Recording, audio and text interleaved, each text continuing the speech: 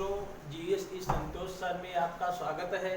आज के लेक्चर में हम एक महत्वपूर्ण चैप्टर भारत की राजनीतिक एवं प्रशासनिक विभाजन के बारे में पढ़ेंगे। यह बहुत ही महत्वपूर्ण चैप्टर है क्योंकि यहाँ से प्रायः जो क्वेश्चन पूछे जाते हैं मित्रों, बड़े ही टेक्निकल क्वेश्चन पूछे जाते हैं कि भारत का प्रशासनिक विभाजन क्यों हुआ, कब हुआ, इसकी आवश्यकता क्या थी।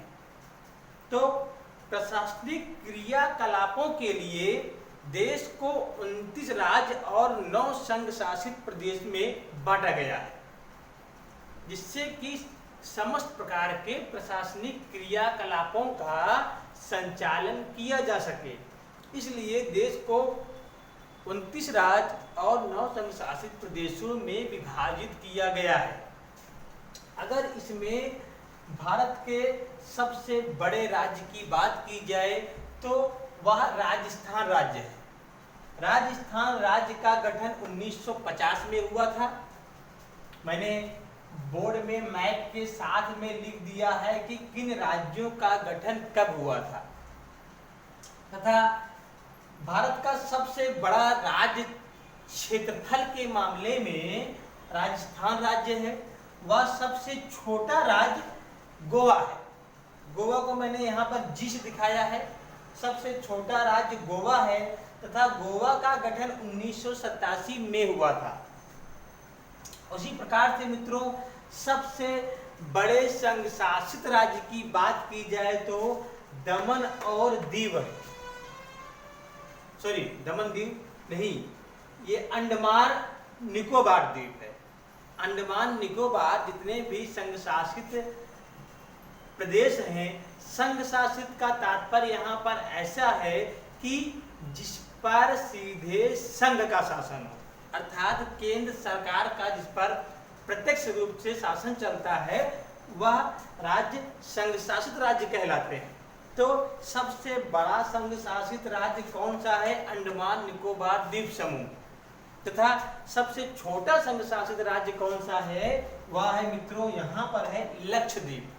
लक्षद्वीप संघ शासित राज्य सबसे छोटा संघ शासित राज्य है।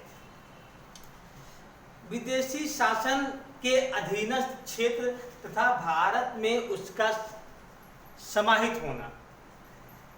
1947 के पहले भारत के बहुत सारे राज्य विदेशी मतलब पुर्तगालियों द्वारा, फ्रांसीसियों द्वारा के अधीनस्थ थे। तो 1947 के बाद इन राज्यों को क्रमवारी पारी भारत में समाहित किया गया। तो सबसे पहले हम उन राज्यों के बारे में जान लेते हैं जो कि फ्रांस देश के अधीनस्थ थे। फ्रांस एक यूरोपीय देश है, उसके अधीन भारतीय कौन कौन से राज्य थे उस समय 1947 के पहले? तो चंद्रनगर, पुदुचेरी, कराईकल, यनम, माहे, यह सब राज्य कब थे? 1947 के पहले फ्रांस देश के अधीनस्थ थे, जबकि चंद्रनगर को 1949 में, पुदुचेरी कराईकल को 1954 में व यनम माहे, यनम को 1954 में ही और यनम को माहे को 1994 में भारत में समाहित किया गया। उसी स्थान पर पुर्तगाली देश के अधीनस्थ भी कुछ राज्य भारत के थे जो कि थे दादर नागर हवेली, गोवा, दमन और दीव। ये सब ऐसे राज्य थे जिस पर पुर्तगाल देश का अधिकार था, आधिपत्य था। तथा इन राज्यों को भी भारत में समाहित किया गया। दादर को 1954 में, नागर हवेली 1954 में ही, गोवा 1961 में व दमन और दीव को 1964 में भारत में समाहित किया गया। तो ये जो भी विदेशी राज्य थे उनको भारत में समाहित किया गया। अब हम थोड़ी भारत की विशेषता के बारे में जान लेते हैं। पहले हम देख लेते हैं, ये है जैसे मैंने जम्मू कश्मीर राज्य को दिखाया है, जिसका गठन 26 अक्टूबर 1947 को हुआ।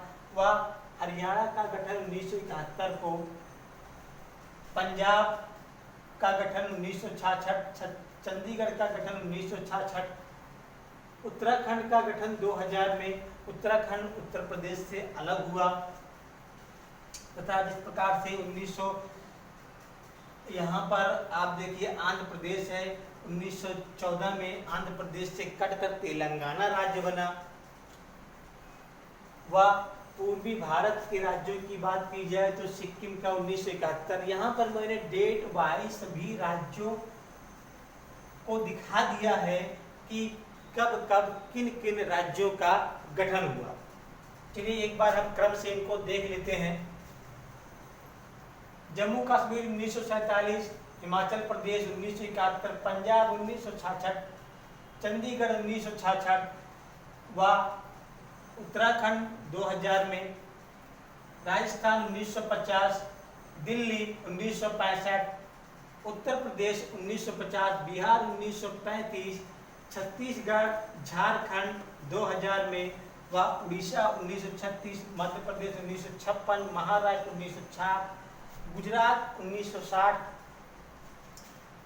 गोवा 1987, यहाँ पर है आपका कर्नाटक राज्य 1956, केरल 1956 व तमिलनाडु 1950, आंध्रा 1956, तेलंगाना 2014, पश्चिम बंगाल 1956, सिक्किम 1971, अरुणाचल प्रदेश 1947, असम 1947, नागालैंड 1963, मणिपुर 1972, मिजोरम 87 व त्रिपुरा 72 व मेघालय 1972 में इन राज्यों का गठन हुआ। इनके बाहरी क्षेत्र की स्थितियों को देखा जाए तो भारत के पूर्व में एक देश है मित्रों, म्यांमार देश।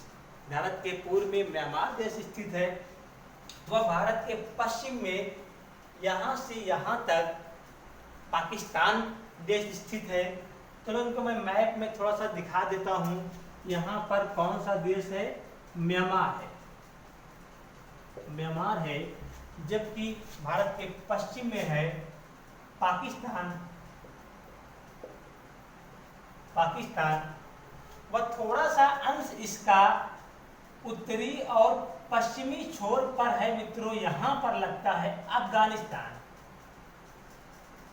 अफगानिस्तान देश के साथ भी भारत बॉर्डर का निर्धारण करता है। वह यहाँ से यहाँ तक का क्षेत्रफल है चीन। चीन देश के साथ भारत सीमा को बनाता है, किंतु सबसे बड़े सीमा रेखा का निर्धारण भारत बांग्लादेश के साथ में करता है। सबसे अधिक लंबी सीमा रेखा भारत का बांग्लादेश के साथ में है, 4061। यहाँ पर है मित्रों एक देश नेपाल के साथ भी भारत सीमा का निर्धारण करता है। यहाँ पर है एक देश है भूटान। भूटान के साथ भी भारत सीमा रेखा का निर्धारण करता है। तथा दक्षिण में एक देश है श्रीलंका। श्रीलंका सीमा का निर्धारण नहीं कहा जा सकता है, क्योंकि बीच में कटी छटी पर्वत श्रेणियां हैं। उसके बाद में यहाँ पर है आपका श्रीलंका। श्रीलंका भारत के दक्षिण में है श्रीलंका, व भारत के दक्षिण पश्चिम में एक देश है मालदीव। मालदीव श्रीलंका भारत के पड़ोसी देश कहे जाते हैं। यह सब ऐसे देश हैं जो कि भारत के पड़ोसी देश हैं। फॉर एग्जाम्पल पाकिस्तान, अफगानिस्तान, नेपाल, चीन, भूटान, म्यांमार, बांग्लादेश। यह है मित्रों बांग्लादेश। बांग्लादेश व श्रीलंका तथा मालदीव ये ऐसे देश हैं जो कि भारत के पड़ोसी देश हैं। भारत विश्व में एक महत्वपूर्ण स्थान रखता है, क्योंकि यही वजह है कि इस उपमहाद्वीप के नाम पर एक महासागर का नाम पड़ा है, हिंद महासागर। तो हिंद महासागर इस देश के नाम पर, हिंदुस्तान के नाम पर हिंद महासागर का नाम रखा गया है। इसकी भौतिक स्थिति इस उपमहाद्वीप की ऐसी है कि इसके नाम पर इस महासागर का नाम हिंद महासागर है तथा हिंद महासागर में अधिकांश विस्तार इस देश का है तथा एशिया, पूरे विश्व में इसकी स्थिति को देखा जाए तो यह पश्चिम में यूरोप और पूर्व में एशिया देशों को मिलाता है। पश्चिम में यूरोप और पूर्व में एशिया देशों को मिलाता है, जिसके कारण यह एशिया का सबसे महत्वपूर्ण देश माना जाता है। तो इस लेक्चर में बस इतना ही। वीडियो पसंद आया हो तो निश्चित रूप से लाइक और सब्सक्राइब कीजिए। Thanks for watching. पढ़ेगा भारत, बढ़ेगा भारत।